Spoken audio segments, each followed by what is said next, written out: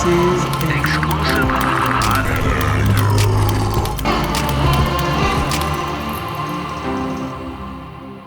Hey, it's Stuart McKelvey, and you're listening to Why to How, a podcast where we explore adventures in STEM. On today's episode, I'm joined by the amazing Catharine Bowman.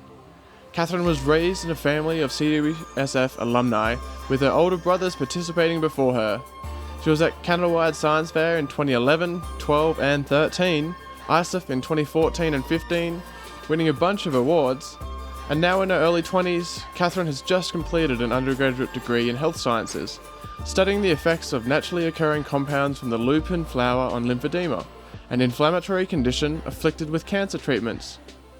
She's presented at a TEDx event in 2019 and been included in Lifestyle Magazine's 2020 Health List, Forbes 30 Under 30 Healthcare, Avenue Magazine's 40 Under 40, Think for Action's Top 20 Under 25, and also won the U Calgary President's Award. Most recently, she's presented at the Women's Forum Global Meeting virtual event and is pursuing a Doctor of Medicine with a PhD still to come. This is a conversation I'm certain you're all going to love. Catharine, welcome to the Why to How podcast. Thanks so much. I appreciate the invitation to be here. Of course. I mean, you're an incredibly high-achieving Canada-wide Science Fair alumni. It just made sense to have you on the podcast. Thanks so much. So let's jump straight into it, and we're going to start right at the beginning like we like to do with all of our guests, and that is chatting about your childhood. It's like a therapy session, get you on the couch here. Were you a curious kid growing up? Tell us about little Catharine. Yeah, no, I certainly was. And I think, growing up in a family, I have 3 older brothers who are also Canada-wide alumni as well. We were raised in a family where all of us were encouraged to try new things and kind of explore what our niche would be.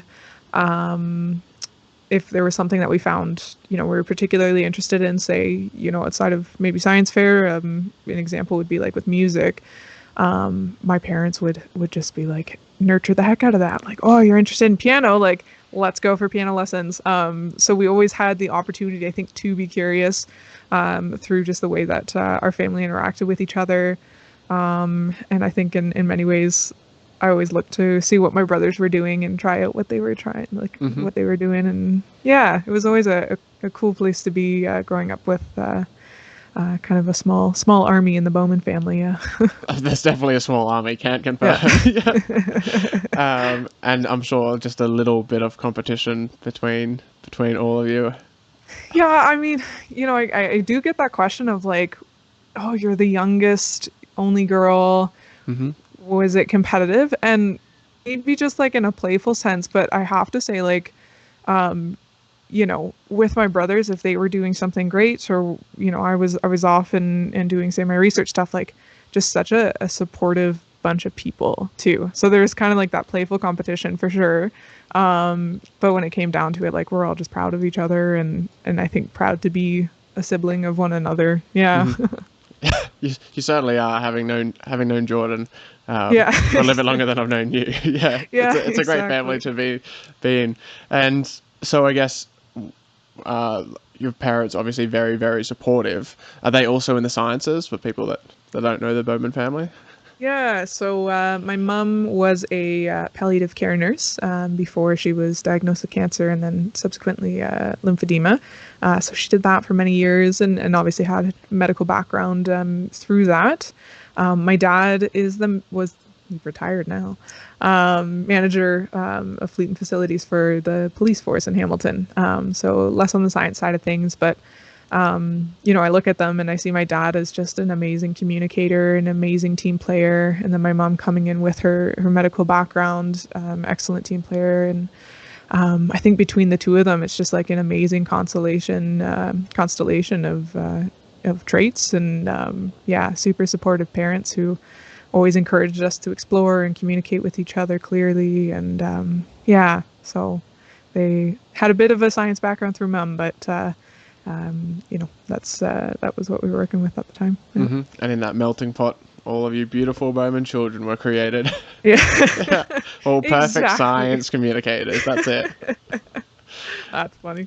Yeah. So So talking about your science fair projects and going way back in the day, um, quite all over the shop, really. So your first science fair project was talking about bacteria and reusable grocery bags, and then you moved on to muscle fatigue from holding computer tablets, and then you were looking at the effectiveness of emergency vehicle lighting. Like, you were all over the shop.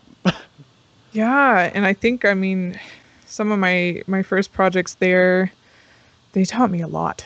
I think back to like, yeah, I think the project's name was like "There's bugs in my bag" was the the first one with the reusable grocery bags, and Mm-hmm. and I remember that project very distinctly because I worked with Jordan, my oldest brother, to learn statistics as a grade 7 student. He was like, scientific process, like you need to not just collect data and then present that. You need to really look into your data, question it, use different tools to do that. And so he's like, "Have you heard of statistics?" And I was like, "I'm 11. How old are you?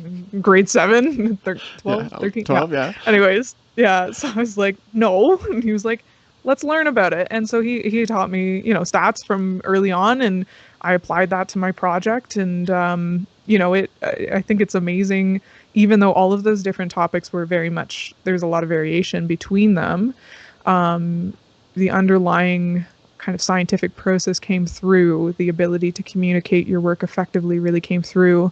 And then the big one, of course, is like the importance of mentorship. Mm-hmm. From day one projects. They might have felt more simple back then compared to some of the research that I do now, but these principles carry through no matter really what project you're doing, which I think is the power of something like a science fair. Is it teaches people from an early age some really solid fundamental principles, across all sorts of things. So, yeah. And Jordan's still as cool, obviously, as he was back then. Takes Yeah. his Oh, younger of sister course. statistics. Brilliant. Yeah. Sounds Fun about right. times. Fun times in the Bowman home. It's like, oh, it's Friday night. Let's do stats.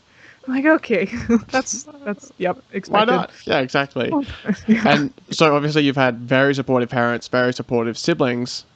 Did you also have like friends that were supportive at school? Like, did they understand this drive that you had to be doing all of these different science fair projects? Yeah. I mean, I think that's the cool thing is like within the family, you in many ways make friends with your siblings. So I Mm-hmm. had like, 3 best friends at home type of thing. But at school too, and especially when it got into kind of my research more so in high school, I was spending time after school, like going to the lab or, my weekends were writing proposals or whatever. And like there was a very much, I think, maybe less time socially than what would be anticipated or typical in how we view teenagers, say, Mm-hmm. in society. But I have some really wonderful friends, and some of them to this day, like extremely close with them. My best friend from high school watched my research unfold when it came to my mom and her lymphedema and things like that. And that was my, one of my bigger first science fair projects there. And yeah, I don't know, she just always was like, "You're passionate about this." And she's, was very passionate about theater and music and all these things. And we could just come together and share our kind of differing life experiences and perspectives at that point, which has carried through years later. Now, it's like 10 years later and we're still have that back and forth. I'll call her and say, "Oh, like, long day in the lab," and she'll be like, "Yeah, totally. Tell me about it." Yeah, So, yeah. yeah, I really did have some wonderful people around me. I was very privileged in terms of the community that surrounded me, in terms of friends and family, and even at the science fair itself. I know you Mm-hmm. interviewed one of my best friends, Anne Makazinski, and Your she, protege. yeah, I listened to the episode you guys did, and I yeah, she used to call me mom. I had like forgotten that detail, and like, you make amazing friends through the science fair itself. And so in those moments where you might have a long day or a long night writing up your project or collecting data, you have these little places in your mind that you can go to of like, I'm doing this because I care about this topic, and I also know that there are people around me who support this pursuit and appreciate, why I'm doing this, and you can do the same for them in terms of whatever they may be passionate about in their lives. So yeah, definitely grateful for being able to kind of go through my early teen years and late teen years with the science fair and all the wonderful people I met through those pursuits. Yeah. Do you remember your first Candlelight Science Fair experience, or like do you remember just like the first, I don't know, Yeah. introduction you had to the whole science fair community that you just dove straight into for the next 6 years of your high school life? Yeah. I mean, I remember. So my introduction to science fair was far earlier on with my brothers, watching Jordan go through Canada Wide and ISEF, and then my brother Patrick as well at Canada Wide. And my other brother David was doing our regional science fairs and things like that. And so I always wanted to, again, kind of hang out with my older brothers. Wanted to fit in with the cool gang, which so I was like, I could do science fair too. And so like as early as, and this is before, I could qualify for Canada Wide or ISEF as an older student, but grade 5, I was doing projects and trying different things because I could just see how much my brothers were eating it up and enjoying it. And, I found my passion, I think, early on there, and used my first couple of years to really build projects that I was like, okay, like gonna try this out, what worked, what didn't, between, grade 5, grade 6, and then getting to grade 7. And that year was the reusable grocery bag one, and went to Canada Wide. And I remember, I think that the big kind of image I have in my mind, and I could tell it was a very exciting moment, was walking into, I think the awards show, I don't know if it was Roy Thompson Hall, it was one of the big Toronto centers there, and the dance afterwards, and having all the, like, everybody was just so happy to be there with each other to celebrate, each other's success. And yeah, I remember that particular moment of, I think it was at the awards ceremony, that I was just like, this is the coolest thing ever. Yeah. And from there it was like, you get hooked, like you do your first couple science fairs, and you see the people who are winning your best in fair type of thing, and you're like, man, like looking at how they put their projects together and what you can learn from each other. It was really a special process, and again, something that I hold very close to my heart now as a scientist and as a medical student. Like, the relationships I had built back then, the things I have learned in terms of fundamental scientific principles, like, they are timeless, very much so. Yeah. It steered you in the right course, as we... Exactly. Yeah. It's a foundation. Yeah, and I think, and I'm sure we'll chat about it, but those kind of final projects that I did for Canada Wide really did give me a direction in terms of my career, and in many ways, I think, a purpose as a young person, kind of moving through, my late teens and now in my early 20s. Like, I think many people could agree that that's a challenging time. As is 13 and 14, you're kind of figuring things out. And then, Stuart, I'm going to pause us. Did I just cut out? Nope, you're good. Okay. Sorry about that. That's all good. Yeah. Yeah, so you spend those, 13, 14, trying to figure things out, and then once again you kind of move into the world as a young adult, and you're like, okay, like, what am I going to do for the next 10, 15 years maybe? And it's my science fair project gave me a lot of direction and has given me, many tools to use as I move through a time now of, finding my place in the world as a young adult. And so yeah, it's special on so many different accounts, most definitely. Well, yeah, let's then talk about, I guess, the direction your life has taken that started back when you were younger, back when you decided to jump right in with a science fair project that was candidly, like, well above your head at the stage, and you just followed it through like every amazing student does. So yeah, what was your Eureka moment, I guess, that caught your attention, and that, that world around in your head that you couldn't get out of it, that sparked those last couple of projects and and now your career, your life. Yeah. Yeah. Yeah. So yeah, my grade 10 and grade 11 projects, it was a continuation project between the 2 years. And so the origin of that work came from when I was 8 years old. And so I mentioned, my mom was a palliative care nurse before she had gotten cancer. And that was, when I was 8, she was diagnosed. And that was a very uncertain time for obviously, many families going through, whether that's cancer or another illness. But my grandparents had just passed away from cancer a year, 2 years prior, and then my mom was diagnosed. And so after her cancer treatment, she developed a lifelong incurable lymphatic disease called lymphedema. And as a young person, seeing my mom now struggle with this chronic illness that unfortunately a lot of docs and frankly the research community as well, like we don't know much about it, even though it does happen quite frequently, either after cancer or it can be caused by kind of like a genetic predisposition as well.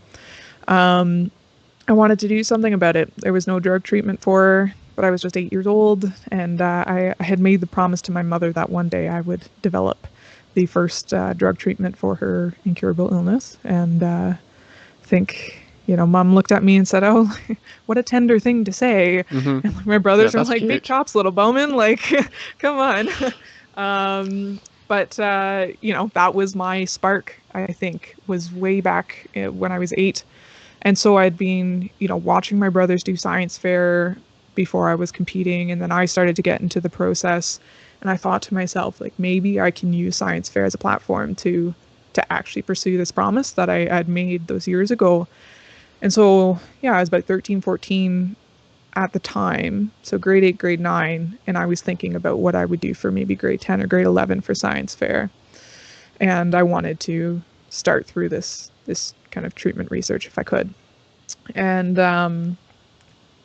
so I basically started reading different research articles, different magazine articles, looking for how I would somehow develop a drug treatment for something that hasn't unfortunately gotten the attention for a drug treatment at the point then, and came across a particular set of compounds through it was a Canadian gardening magazine.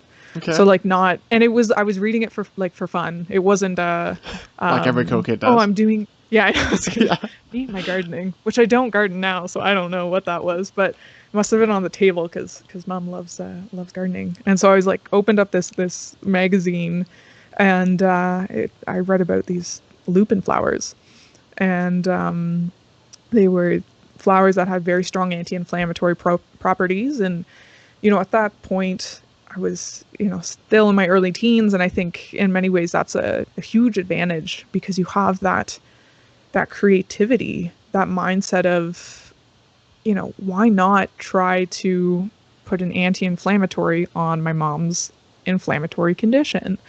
And that was kind of the moment there of let's try to put this together. And so I had written out to the author of that magazine, and he, gave me a list of active compounds in the particular flower I was interested in. And so I went through and read through all these compounds, and that's kind of how it got going. And it took me,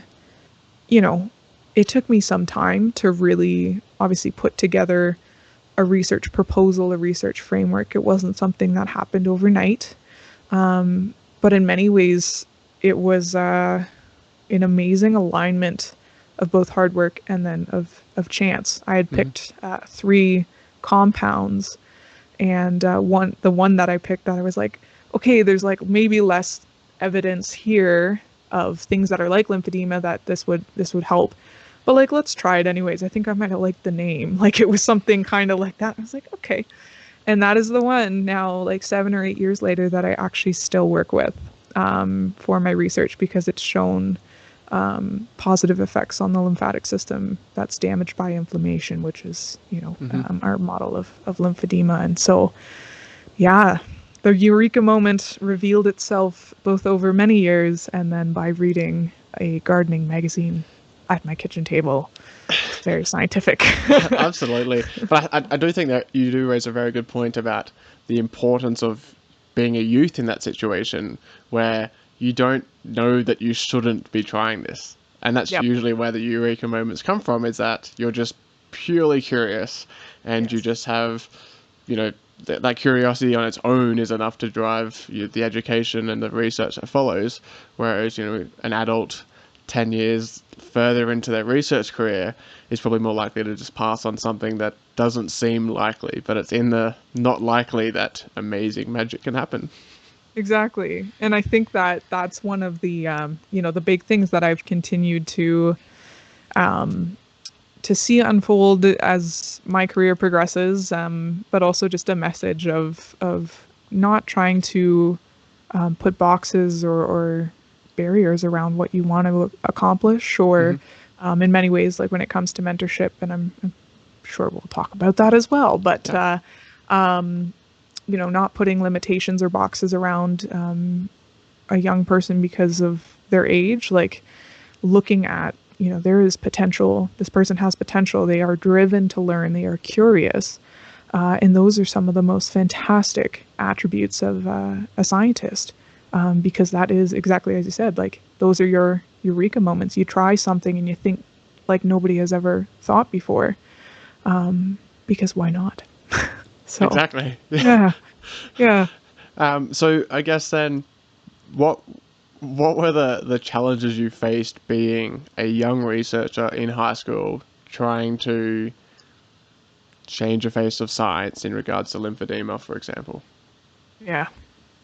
I imagine there was a few. Uh, there were a couple. Yeah, I could probably give you a podcast on its own of some of the mountains felt like at the time for sure, that we climbed. But I think that makes the journey all that more special. You get a view along the way, and look back. So, a big one, honestly, was just even timing. So being a high school student, you are going to school like 8:30 until 3:30, 4 o'clock every day. And then afterwards, it's like, okay, I got to run to the lab.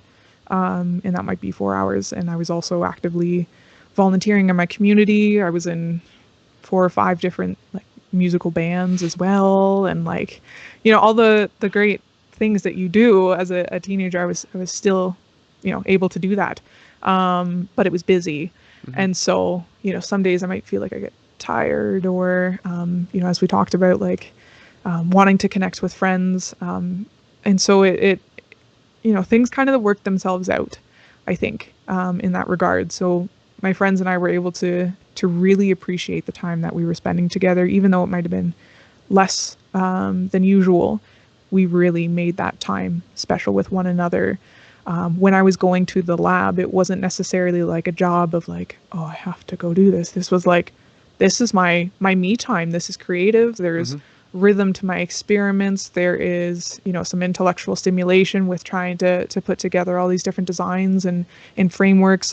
And I was connecting with people who were passionate about making a meaningful difference in the world, which is, again, just such a wonderful thing to be surrounded by and to create a community with people who are geared towards positive change.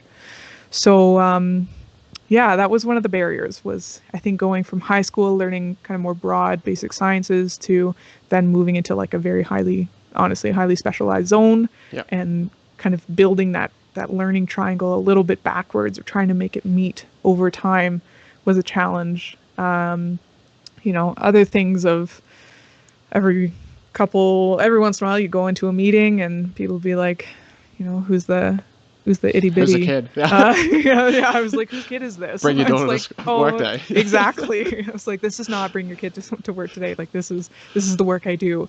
Yeah. And so things like that, where, people may not have taken me seriously. It happened a couple times, but through those experiences, not only did that, I think, build my own confidence and drive of like, no, I'm gonna show you that I take this seriously, and I hope by the end of our interaction you can take me seriously as well. and having a bit of a conversation around it too, like opening up the conversation of like, I can tell that you think I'm young, but let me tell you my story, and let me tell you why I'm here today and want to work with you. So yeah, those were some of the barriers that honestly led to growth and to collaboration and an appreciation, I think, also for the mentors who didn't necessarily, place me into a box of age or capability right off the bat.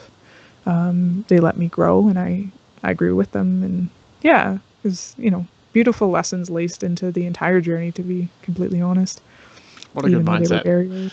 Yeah, growth mindset, right? Yeah, we hear it all the time. Yeah, that should be a book title.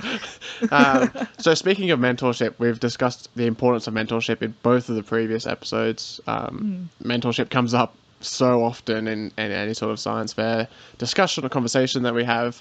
It's something that YSC is looking to do more of as well, just because we recognize the importance of it.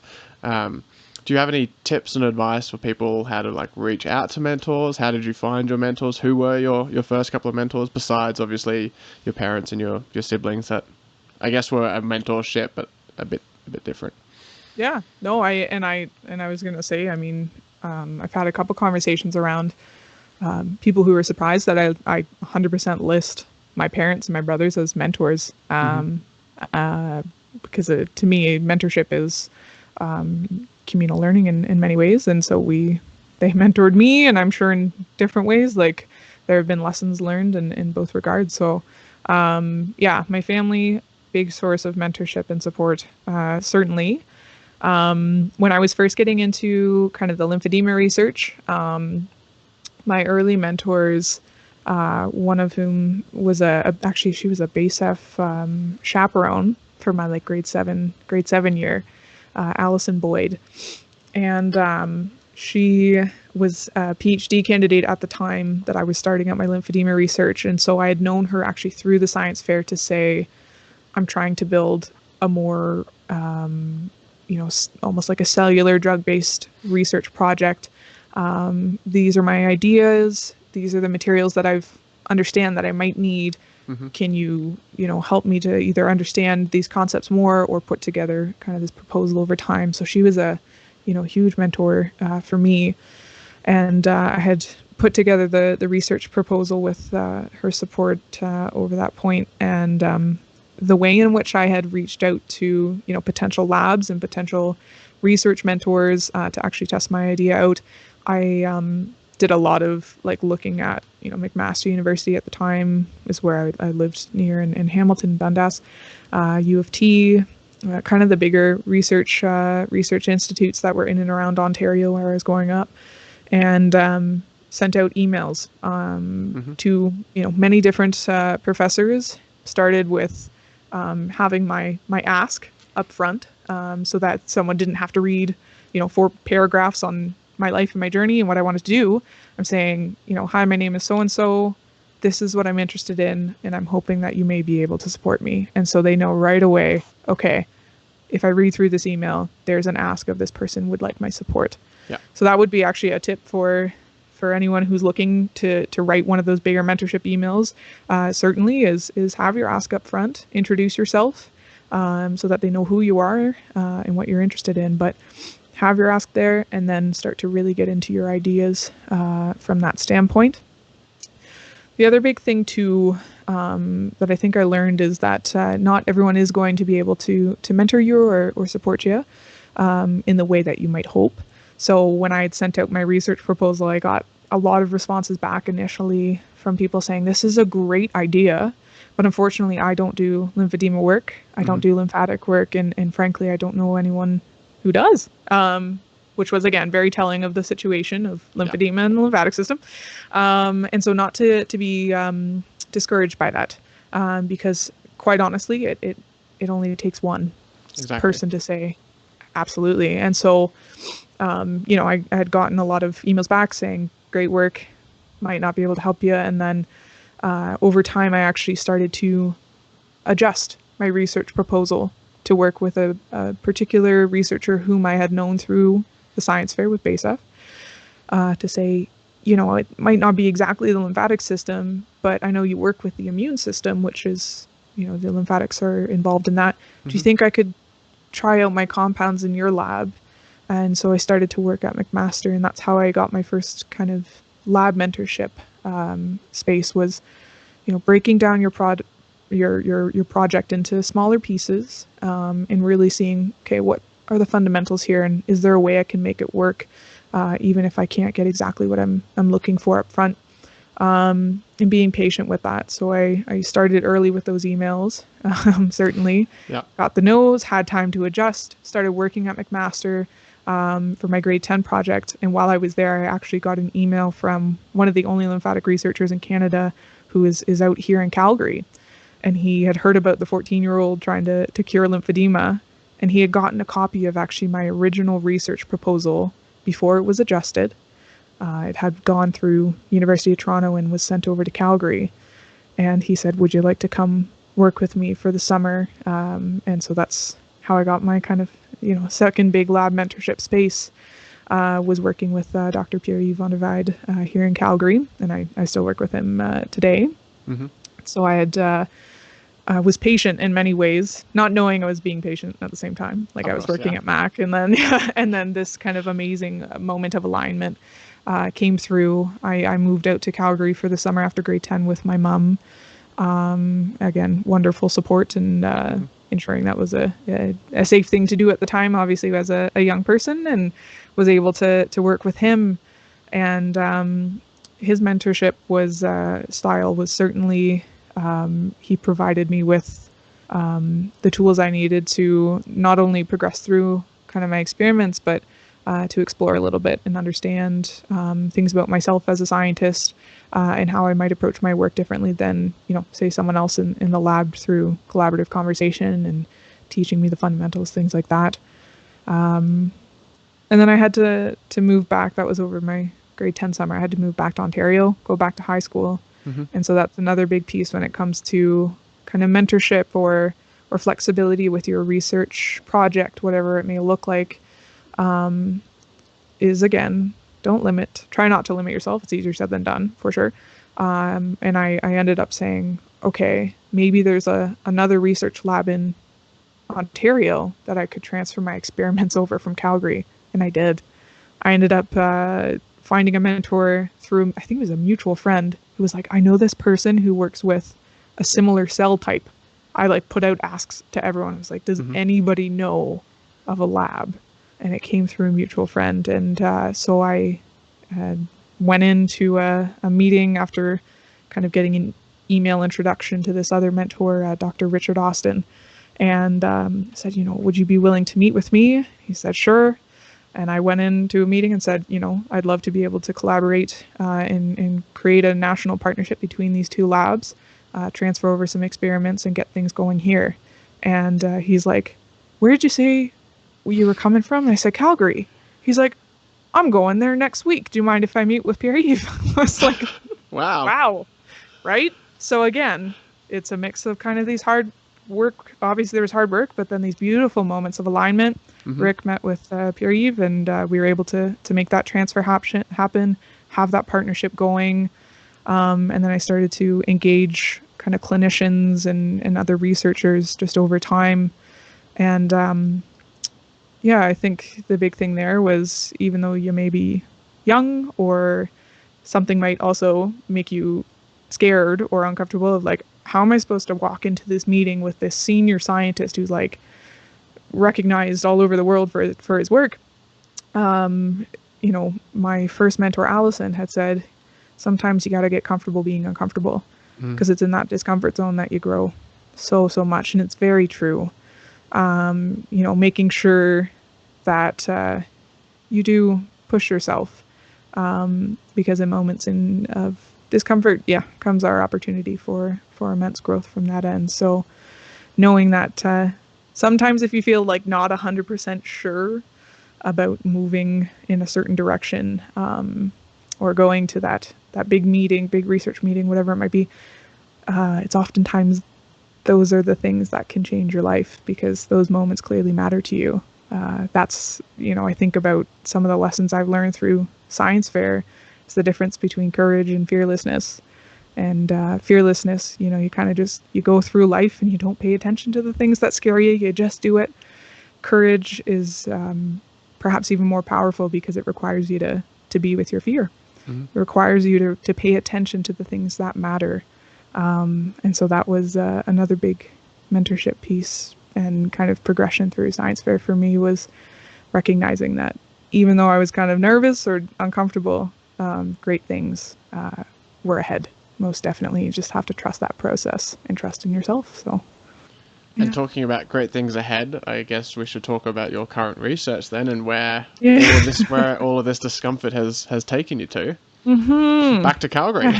Yeah. Yes, I know. I was always a homebody, which I think is so, like, I, as a young person, like, didn't like sleepovers because I didn't like leaving home. Mhm. And I remember thinking, I was like, how am I gonna like go to university if I don't want to leave home? Like, maybe I'll Yeah. just go to Mac. But I have lived in Calgary for 5 years permanently and have been working here since for almost 10 years. Wow. So, yeah, I Yeah, know. wow. Oops. Let's just That go across the country. It's fine. just happens. Yeah.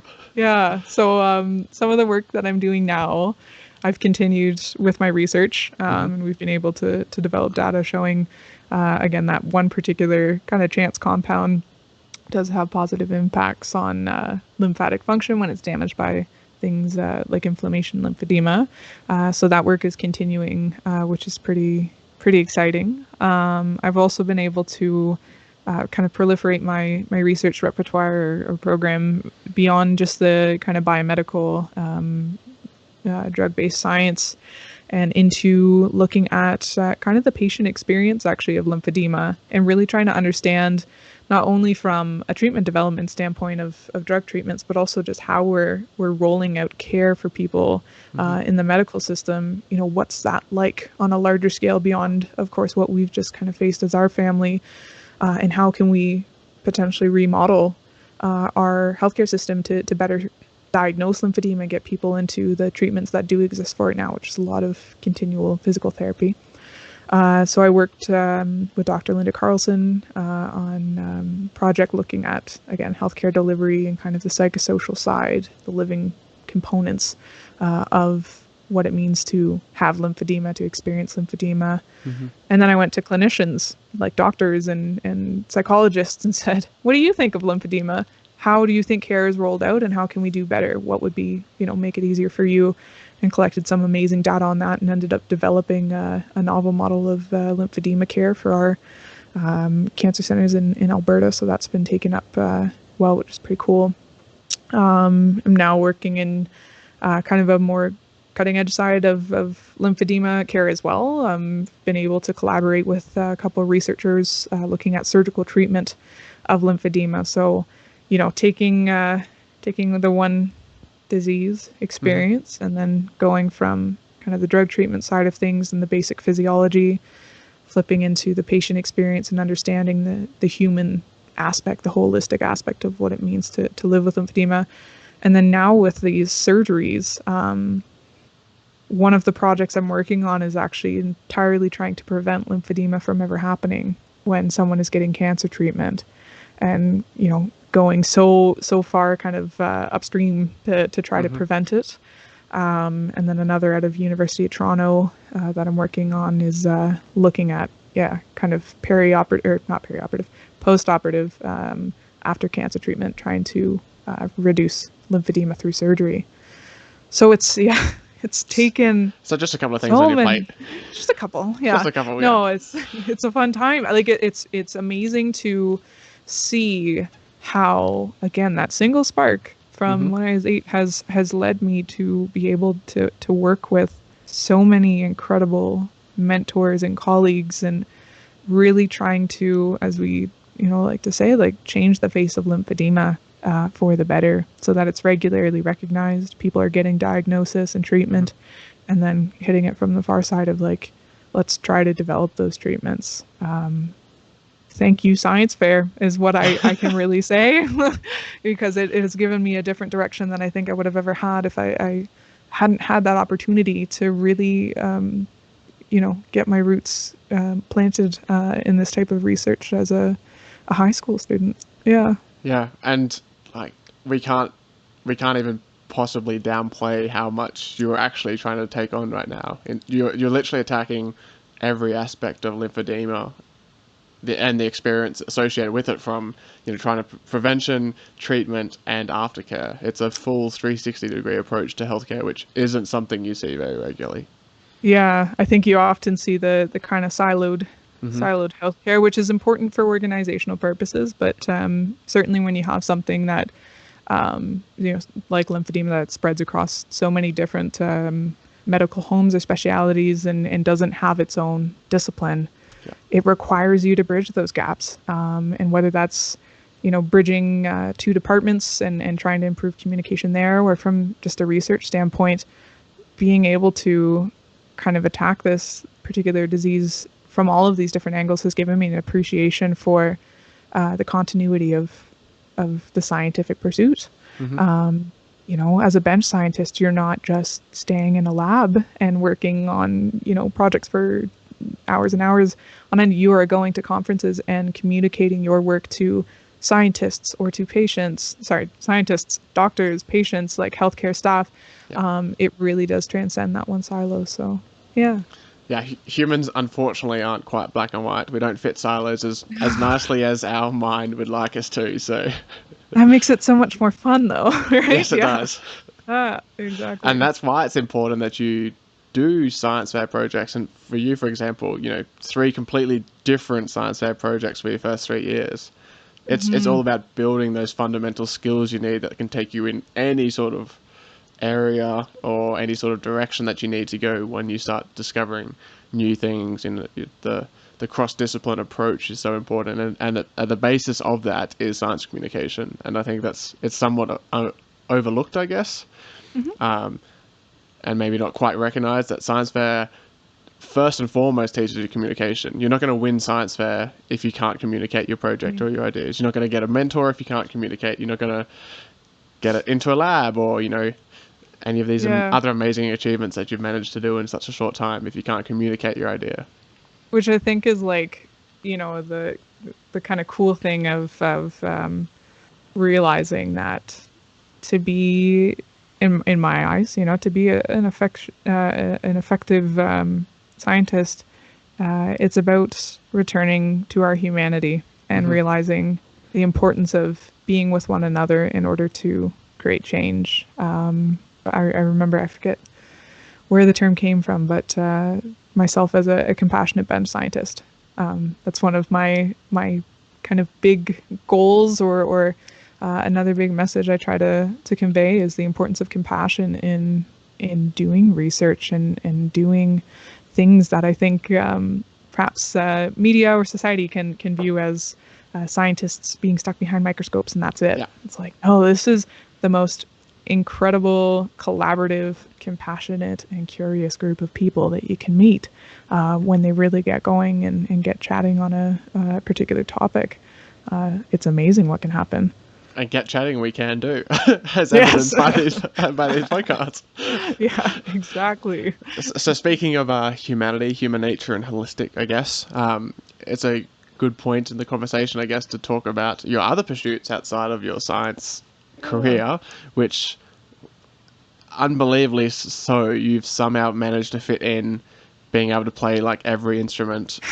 You're also like super outdoorsy. Like we went for a mountain hike, I guess a year and a half ago it was now. A year and a half ago. Like climbing those mountains that you said were such a challenge when you were a kid. Oh yeah, now we're doing it literally. Literally climbing mountains. How do you firstly have time for hobbies and other interests, and then secondly, how do you see the importance of these hobbies and interests in your life, and how does that affect you as a scientist? Yeah, I think so the first piece of your question of like how do you make time, I think if something is important to you, you always make time. And I know that's like a roundabout answer or whatever, but like somehow in a 24-hour period, yes, even if it's like 5 or 10 minutes a day of playing guitar, I know that is important to me because I'm interested, like curious to get in terms of improving my skill, but then also just from a like being mindful in the moment and trying to center myself around something that, is very different than my day to day as a researcher, as a medical student now. It's a very wonderful space to be in, even if it's just for a little bit of time. So yeah, you make time when you can, and you do it in ways that even if it's a short number of minutes, you are just so focused and mindful of the space that you're existing within at that period. And knowing that, like, yeah, I think about hiking, like our hike, that's one of the places I go now in my mind if I'm like super busy or stressed or whatever. I'm like, oh, I remember that time we climbed Castle Mountain. It was like 33 kilometers and 1,700 meters up. Yeah. And like Jordan was like, yeah, that's fine. Whatever, let's do it. It was Yeah, and like I he's was coming running for a visit. super late for work, so we had to sprint Yeah. back down to the car so I could get to work on time. And like, oh man, even though there was like moments of that hike that I was like, wow, this is a long one, or wow, Stuart is going to be like really late.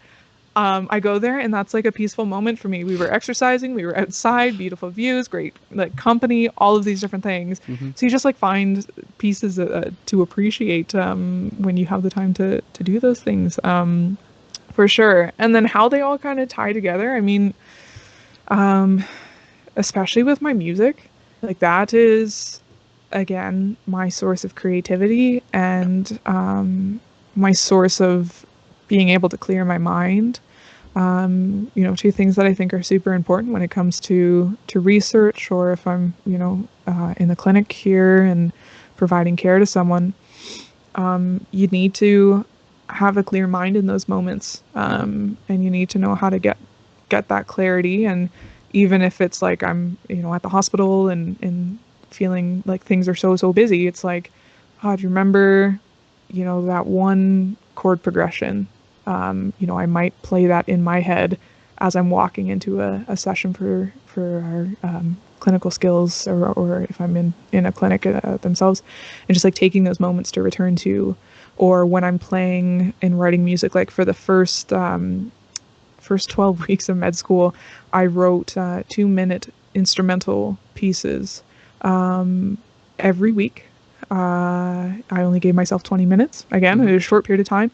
But now I have an entire album of music that tracked my progression and my creativity over those 12 weeks. And that kind of informs, again, how I want to be creative, if that's with my studying, with how I'm connecting with people in a different way. In a post, or even while it was in a pre-COVID world, I would actually bring my guitar into long-term care homes and play for residents on weekends, as almost like a form of music therapy. So again, these things that seem like hobbies certainly incorporate themselves into my day-to-day work as well. So it's kind of cool. Yeah. Yeah, I think we haven't quite gotten great at recognizing the importance of hobbies and having a clear mind in affecting the mindset that you then take into your work or your other passions or your career. Like I always like to use the example, there's a reason why most of the original ideas that come to people is when they're in the shower, for example. It's usually because like that's the one period of time in their life when they can purely just shut down and just like let their mind rest at ease. We're so used to just like jumping on our phone if we're bored, or we don't give ourselves time to ever have an original thought because there's always some sort of input going into it. So, something like music or hiking, or I don't know, it could be a million different things. Like all these sort of passions, the reason why they're so important to us is that they give us time to just be in the moment and let our mind just work on things in the background. Exactly. No, I 100% agree with you. And like living out here in Calgary, and I'm sure can appreciate this in Banff, like to have access to like mountains and nature and all these very inspiring things, and to, get your ideas, as you said, like not just from just being aware of kind of the noise that does exist around us. Like you will learn things over time, but then to listen to the silence that is interlaced between all of it is an amazing thing. Because that silence is so insightful, right? And so I 100% agree. And I think that being able to go out camping or go out hiking and just being in solitude and nature plays a huge role in how I might play out a week at work or at school. Yeah. Talking about insightful, I mean, we've gone I mean, there's so many things that I'm sure people can learn from this. But I know we're dragging on a bit, so I just want to hit like Oh, one yeah. last key piece, and that's the influence and I guess your future direction for you. I know that you're now currently studying a Doctor of Medicine at Calgary. You're planning on doing a PhD. You've also you're the vice president of the Alberta Lymphedema Association after being the youngest board member back in 2016. An incredible achievement. Um, you also do like what's it, the Let's Talk Lymphedema campaign that you run worldwide to share your research and advocacy journey. I mean, there's just so much on top of your research that you're also doing. Like, what is driving this Yeah. desire to volunteer and share your wealth of knowledge and mentorship and Yeah, I mean the joking answer would be that I get bored easily, and so I just need to do so many things. yeah, That's not truly my driving factor, but sometimes I that's a bit wonder of if I truth. just have a terrible attention span. No, truly, I think it is, as we talked about, it's that human experience. hmm It is something that I actually had a conversation. It was on a different podcast a couple months ago, and I had this conversation with my mom, and I was kind of at the time trying to figure out, what specialty I might be interested in for med school, and there's a particular one that we were talking about, and she said, Catherine, I wouldn't be surprised because I have watched you fall in love with humanity over these past years, and I think that is my driving factor is love, hmm and the just the trying to see what can happen when we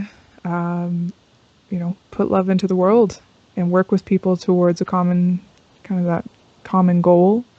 I know it's, you think about science and having that, of course, very important objective view, but then also taking a moment to step back afterwards and saying, like, this could really help somebody one day, or giving those talks. And, I was over giving a talk in Ireland a couple of years ago, or actually was just part of a conference. Is digital, hmm of course, with COVID in Of course. France, and some of the common topics that were coming up through, it was a tech conference, and then this other one was it's called the Global Women's Forum, was really just how we can learn to be with each other in a different way, and using our skills and our talents and our differing life experiences to come together as a collective.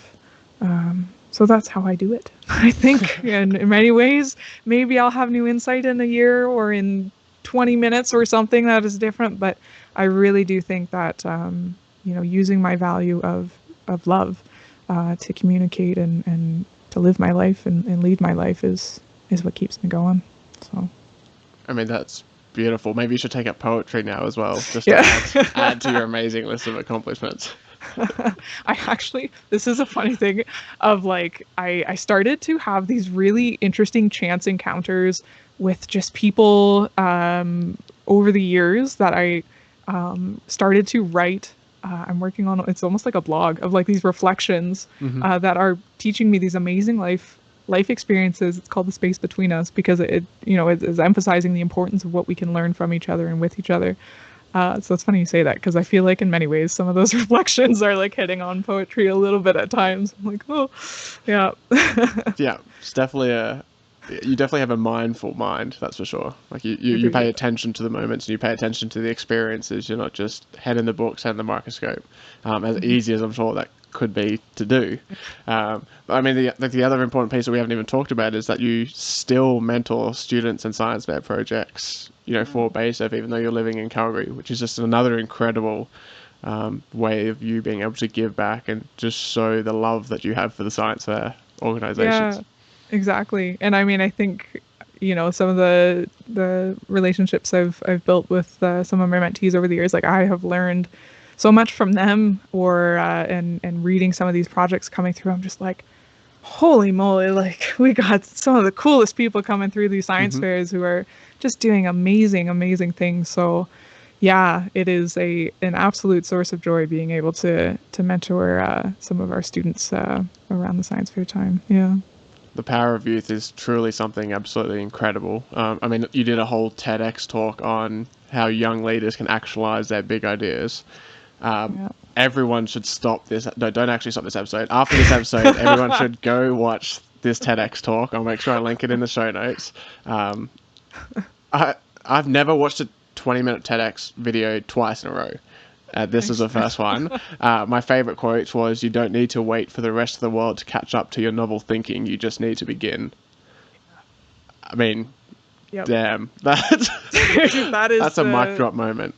And I think that is one of the big lessons that is the sentence or two, I guess, that I seem to have lived. I wanted to begin, and I decided it was time. And you make it work along the way. You get the support in place that you need. You break it into little pieces over time, and before you know it, you're climbing a mountain, and it's a pretty cool thing. Yeah. Yes, it is. Yes, it is. Well, Catharine, thank you so very much for being a guest on today's episode. This conversation has been full of inspiration, motivation, and just gems of advice. I don't know how I'm going to just choose 10 quotes to publish on Twitter and Instagram after this, but I really do truly hope that our listeners continue to reflect on the things that we've learnt through this conversation, and that they think about their own adventures in STEM, because I don't know how else to describe your career, but as an adventure, it's I would tend to agree. Thank you. Yeah, I totally agree. Definitely was, and thanks so much for having me today. I think this is an amazing way to be able to continue the conversation around the impact of STEM and STEAM with young people. So, yeah. I can't wait to see what you achieve for the rest of your career, and I can't wait for the day when you can finally announce that you have cured lymphedema and everything that comes along with it. Exactly. No, thank you so much, and I look forward to our next hike. It's gonna happen. I think it's gonna happen. Can't wait. Thanks so much for joining us in this episode of Why to How, a podcast where we explore adventures in STEM. If you liked this podcast, consider leaving us a like on our social media. It's just ysc.sjc on Facebook and Instagram, ysc_sjc on Twitter. Leave us a comment with your favourite part of the interview and let us know your thoughts on the topics that we discuss. And please do share a link to the podcast or the YouTube video with friends who you think might also love to follow along, and if you're on Apple Podcasts, please leave us a review, as it really does help us reach more people.